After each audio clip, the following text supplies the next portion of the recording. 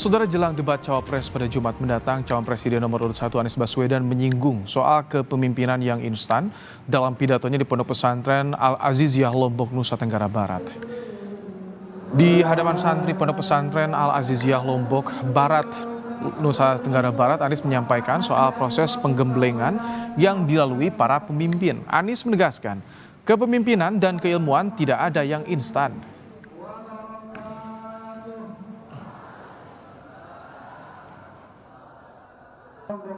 Jadi anak muda bukan yang instan, tapi ada proses pembelajaran yang panjang. Betul? Yang instan itu cukup mie saja. Cukup mie saja. Kalau kepemimpinan, kalau keilmuan tidak ada yang instan. Menghadapi debat cawapres mendatang, tim kampanye nasional optimistis Gibran mengerti betul apa yang akan disampaikan. TKN bilang Prabowo percaya pada kemampuan Gibran Raka Buming Raka.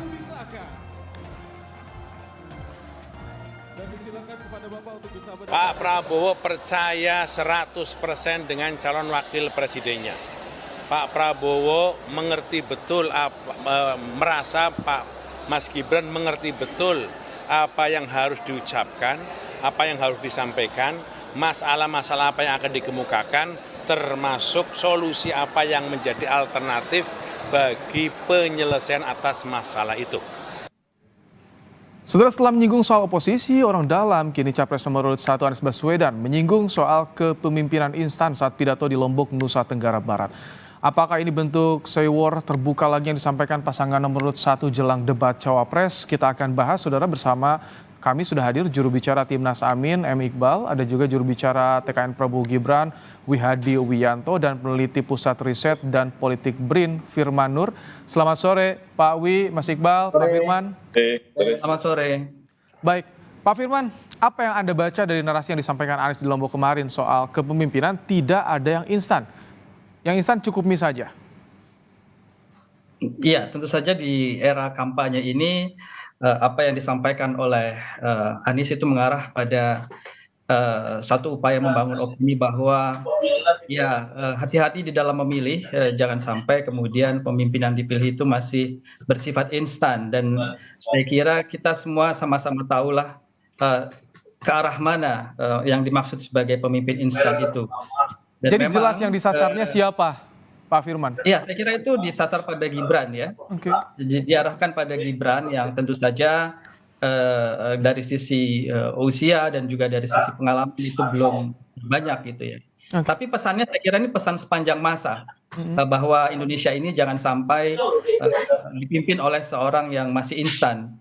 Memang ya usia tidak menjamin kematangan, tapi kematangan jelas membutuhkan waktu atau proses yang tidak sederhana.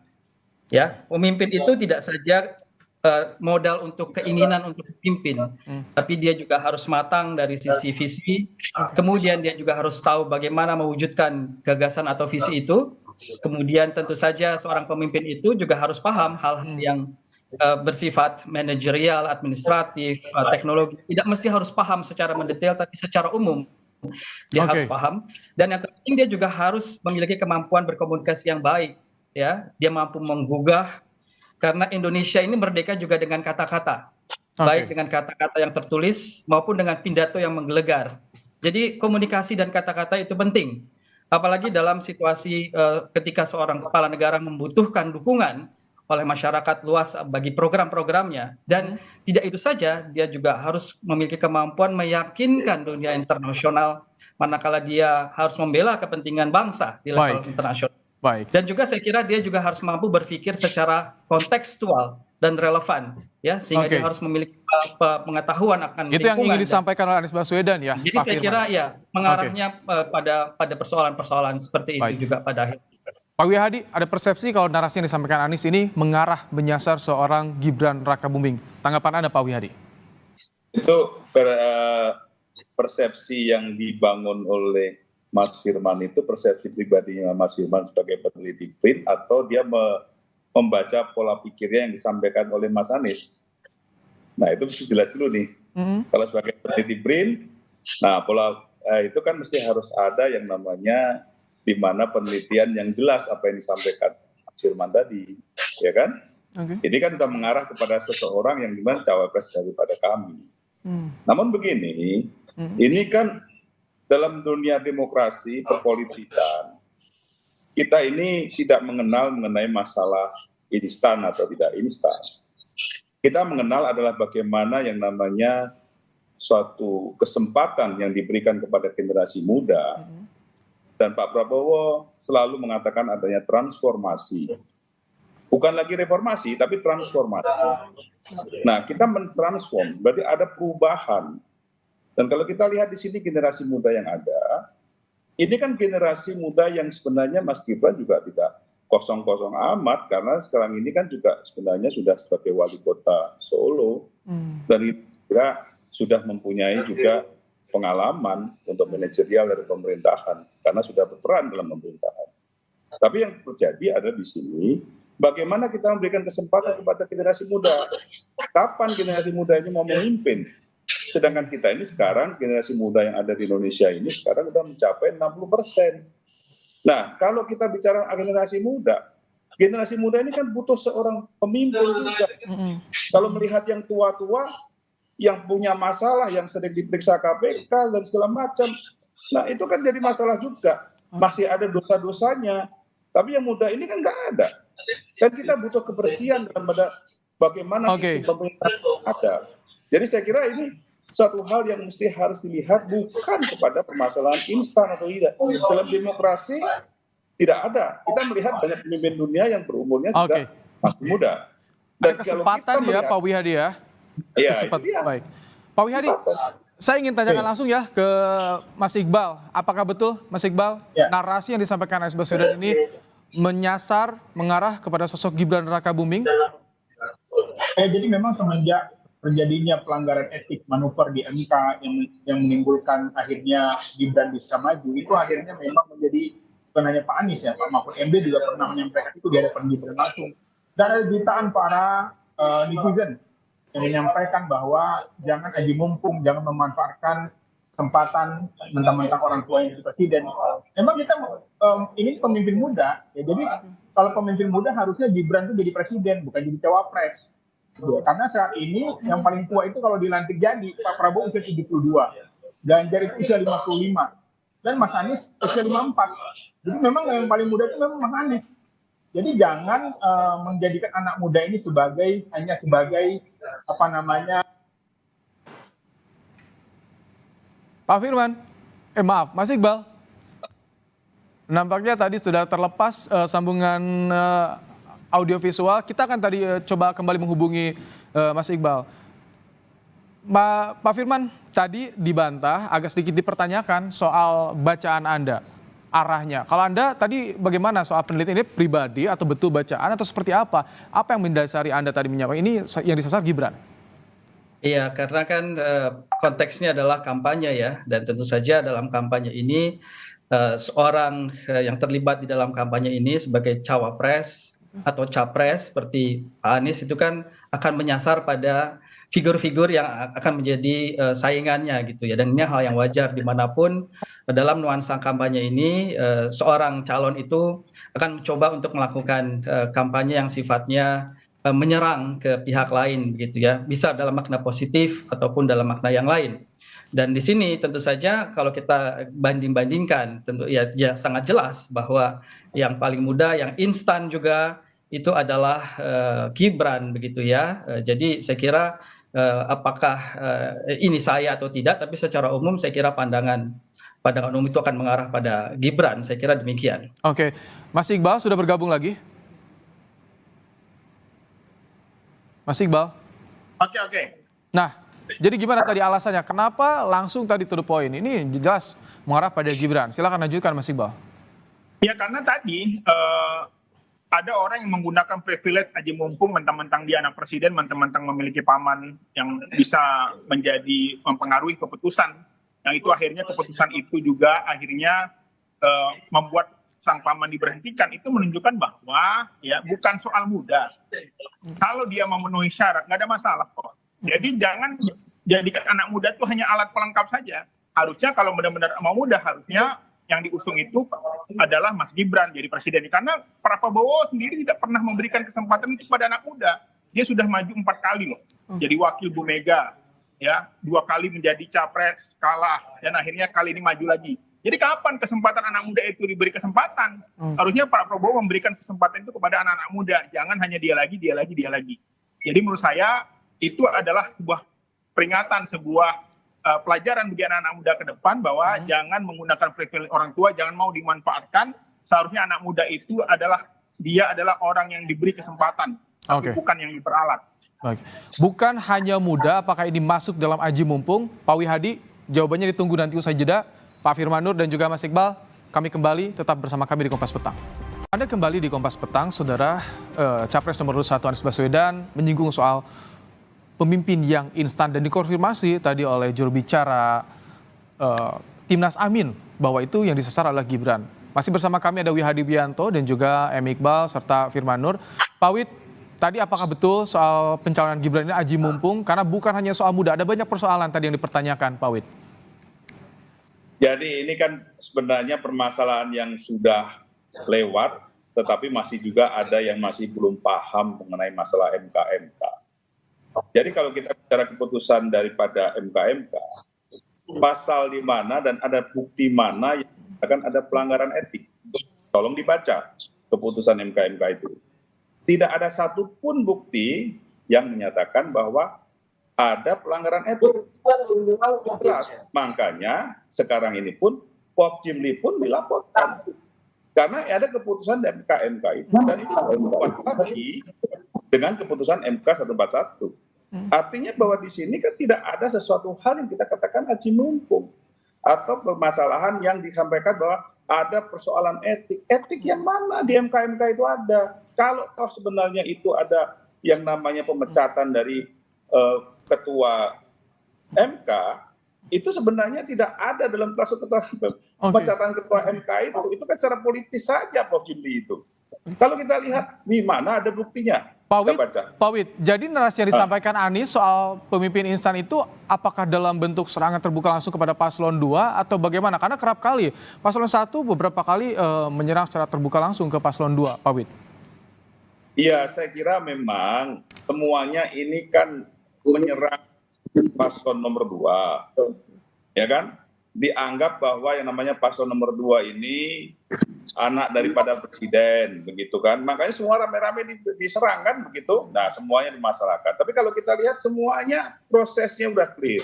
Jadi beginilah, yang kita lawan ini, yang dilawan oleh teman-teman nomor 1 dan nomor 3 ini kan anak presiden, bukan presidennya. Kalau kami itu punya pengalaman melawan presidennya, jadi nggak ada masalah sebenarnya. Jadi nggak usah diribut-ributin, kita adu program saja, ya kan? Terus kemudian kita tidak perlu sindir-sindir, tidak perlu langsung seperti itu. Kalau kita bicara mengenai masalah Anies orang dalam, Anies itu bisa maju gubernur, itu juga karena orang dalam yang mereka itu datang ke Gerindra, minta kepada kami, ya kan? Padahal kami tidak menyalonkan Anies awalnya, itu namanya orang dalam. Dia memanfaatkan orang dalam, tapi ngomong orang dalam juga. Nah sekarang sama saja. Ya beda lah. Baik, itu Pak. Yang apanya yang beda? Ya kan? Apanya yang beda sama aja juga. Itu kan namanya orang dalam yang diomongkan. Jakarta. Yang Anies itu rakyat Jakarta. Berbeda. Lo enggak, kan bicaranya masalah orang dalam. Bicaranya kan masalah orang dalam kan? Orang dalam itu kan partai politik. Orang dalam gimana Anda nggak memahami orang dalam? Memang nggak ada orang dalam partai politik. Emang bisa begitu saja? Dia nggak paham beda antara partai pengusung dengan orang dalam konteks. Nggak bisa dong. Dia nggak punya paman di situ. Itu aja masalahnya bedanya. Oke. Baik. Mas Iqbal, jadi sebetulnya narasi yang disampaikan oleh Anies ini dalam bentuk strategi, masih dalam strategi say war di kampanye ini atau seperti apa? Karena emang ada sesuatu yang ini menarik nih, kelemahan dari paslon 2 menurut Anda. Mengedukasi masyarakat buat anak muda jangan melakukan itu, berproseslah, natural lah. Ya, ini banyak kan fenomena di masyarakat bawah juga, misalnya anaknya pengen masuk IPA, atau anaknya kemampuan IPA, dia paksain tuh misalnya. Nah itu contoh. Ya, dia belum cukup umur, pengen kuliah, dia belum lulus SMA, tiba-tiba dia daftar karena dia punya kenalan, aturannya dirubah. Itu yang membuat drama-drama, komedi-komedi, gimmick-gimmick dia itu anak SMA. Yang itu terjadi bahwa ciri khas anak muda sekarang itu mereka betul, mereka merdeka, independen, tetapi mereka juga nggak suka memanfaatkan. Mereka nggak pernah, walaupun dia anak pejabat, dia nggak mau mengenalkan dirinya anak pejabat. Itu anak Gen Z. Ya justru ini adalah cara-cara lama, cara-cara orde baru, ya korupsi dan nepotisme yang dulu kita berantas di era reformasi, yang sekarang lagi tumbuh dan berkembang. Jadi kita, Mas Anies dan masyarakat Indonesia ini sayang pada negeri ini kok. Kita hanya mengingatkan saja, kita hanya mengedukasi generasi muda kita, jangan mau dimanfaatkan, karena sesungguhnya belum apa-apa udah dikatakan. Jangan khawatir Pak Prabowo, saya ada di sini. Itu kan menunjukkan bahwa dia seolah-olah menjadi penyelamat, seolah-olah dia adalah menjadi orang yang memiliki backing gitu loh. Baik, Pak Wihadi bukan menyindir tapi mengingatkan tadi. Bagaimana tanggapan Anda Pak Wihadi? Saya kira begini, mengingatkan itu kalau memang ada sesuatu hal yang menyalahi undang-undang. Kita kan tidak ada, kita clear semuanya. Ya prosesnya kita jalankan, kita clear semua. Jadi jangan kita mengkait-kaitkan ini permasalahan ini dengan etika dan segala macam. Saya katakan dari awal, Pak Prabowo adalah tadi dikatakan transformasi. Transformasi artinya Pak Prabowo itu adalah sebagai presiden dan wakil presidennya anak muda itu mentransformasi. Dari awal kita tahu bahwa bagaimana Pak Prabowo ini pada negara ini, cinta pada negara, memang harus ada yang namanya transformasi itu. Dan transformasi anak muda ini kan kita katakan bahwa ada anak muda yang memang punya potensi. Dan ini kita bicara bahwa keputusan MK itu ada keputusan yang norma. Jadi jangan dianggap bahwa ini adalah sesuatu hal yang dikatakan mengingatkan segala macam. Tidak ada yang mengingatkan ini. Kita berkonstelasi mengenai masalah calon presiden ini dengan fair, kita konsentrasi dengan jelas. Kita ini adu program. Yang penting ini adalah rakyat mau memilih atau tidak dengan program kita. Jadi tidak perlu kita bicara orang per orang. Baik, Pak Firman. Ini udah pelanggaran berat kok nggak ada pelanggaran etik. Apanya pelanggaran? Yang pelanggaran berat kok. Nggak ada pelanggaran. Diberhentikan kok. Mana ada pelanggaran? Ya kok nggak ada pelanggaran? Kok masa nggak ada pelanggaran nggak diberhentikan? Yang namanya diberhentikan ada pelanggaran. Baca itu keputusan MK. Baca dulu sebelum ngomong. Baca keputusan MK. Baca. Orang diberhentikan pelanggaran berat diberhentikan.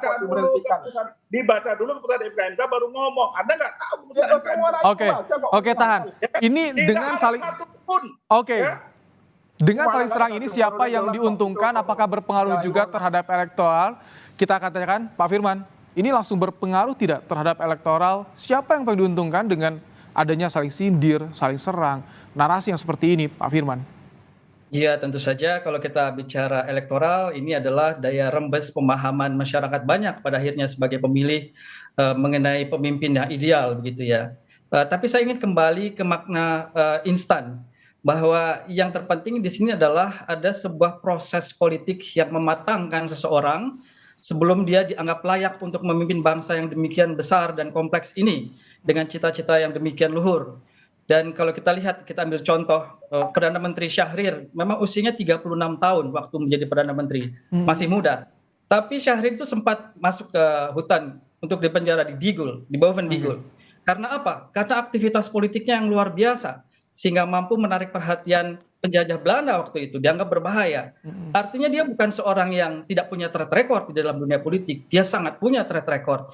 Dia juga memimpin partai besar PSI, dia juga adalah aktivis ketika sekolah di Belanda di perhimpunan Indonesia ya, yang dipimpin oleh Bung Dengan Hatta. narasi ini apa yang bisa diserap publik? Apa yang diambil publik? Tentu saja makna proses panjang inilah yang sebetulnya ingin yang disampaikan oleh Anies ya, tidak boleh instan. Di situ artinya dia melibatkan seberapa besar edukasi politik yang dia dapatkan, aktivitas sosial politik yang dia jalani, pengalaman memimpin organisasi, pengalaman dalam jabatan publik, dan tentu saja international networking. Dan ini perlu waktu ya, makanya di Inggris misalnya, kalau boleh saya ambil contoh di luar, rata-rata wakil rakyat di sana adalah usia 50-59 tahun. Kenapa? Karena prosesnya sangat panjang untuk betul-betul memahami persoalan. Kalau tadi untuk sosoknya Gibran sendiri bagaimana Pak Firman? Apakah ini karena di Solo yang jadi basisnya PDIP, ini akan berpengaruh juga Pak Firman sebetulnya karena challenge-nya sedikit atau bagaimana Anda melihatnya?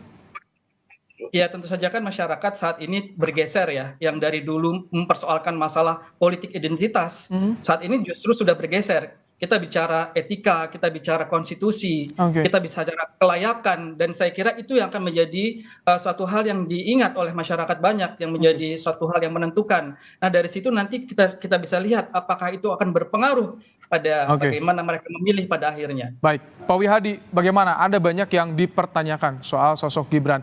Bagaimana sebetulnya dari TKS sendiri melihat sosok Gibran berada di Solo, basisnya PDIP sebetulnya, tapi sekarang kondisinya seperti ini, Pak Wihadi. Ya, kalau tadi makanya saya tanya dari awal, ini kan sebenarnya Mas Firman ini sudah pendapat pribadi, bukan peneliti. Penelitinya ini peneliti yang saya bertanyakan juga, meneliti sedemikian sudah mengarah seperti ini. Ini kan sudah tidak sebagai seorang peneliti saya kira. Jadi begini, saya lihat di sini bahwa apa disampaikan oleh Mas Firman itu mengenai masalah setelah saya yang 35 tahun, 36 tahun segala macam, itu kan kegiatan pada saat era itu memang mendirikan itu. Kan sekarang nggak perlu lagi kita harus lari-lari ke hutan. Ya kan? Permasalahannya bagaimana kita ini mengencourage generasi muda. Kita untuk bisa yang namanya mau dulu berpolitik, memimpin negara ini. Kita ini harus lakukan ini. Jadi kalau saya lihat seorang Gibran ini adalah seorang yang memang mempunyai prestasi dalam masalah pemerintahan di Solo. Kita lihat di sini bahwa Solo juga di sini adalah merupakan sesuatu hal yang kita lihat kota Solo ini itu kan boleh dikatakan sekarang meningkat semuanya, ya kan, dengan ekonomi yang meningkat, kemudian pendapatan per kapitanya juga meningkat. Nah, saya kira ini sesuatu hal yang kita lihat bahwa ini ada suatu prestasi, prestasi yang memang diberikan yang memang sebagai seorang wali kota, bukan yang seorang lari-lari di hutan, kan begitu. Jadi tolong dilihat juga itu masalahnya. Terus kemudian kalau kita lihat, bukan lari-lari Pak, dia dipenjara oleh penjajah Belanda di Bogor ya bersama Bapak Firman, tahan. Peneliti kan? Pak Wihadi silakan. Sebagai peneliti kan? Ini Pak Wihadi belum berkuasa aja udah arogan ini. Ya kan? Sebagai peneliti kan gitu dong. Nggak begitu, Anda harus memahami peneliti. Baik, tadi soal prestasi, soal pengalaman sudah disampaikan Pak Wid ya. Tanggapannya, Mas Iqbal. Tadi soal pengalaman Gibran, prestasi sudah disampaikan Pak Wihadi. Mas Iqbal. Ya, bahwa kalau memang anak muda pengen berkuasa, diberi kesempatan, harusnya Prabowo itu memberi kesempatan kepada yang muda. Jangan kita berikan kesempatan sebagai wapres kan? Kita berikan kesempatan sebagai wapres. Oke. Kita berikan kesempatan sebagai wapres. Dia udah berkuasa di Orde Baru, pengen berkuasa lagi kita berikan kesempatan kepada wapres kan? Nggak bisa, jadi harusnya anak muda itu jangan dimanfaatkan. Oke, kami tangkap. Menjadi yang pertama. Tadi seperti yang disampaikan Mas Firman, ini bisa jadi persepsi publik, seperti apa nanti publik menangkapnya di tanggal 14 Februari. Kita akan tunggu. Terima kasih Pak Firman Nur, Pak Wihadi Wianto, dan juga Mas Iqbal. Terima kasih telah bergabung dalam Kompas Petang sore hari ini.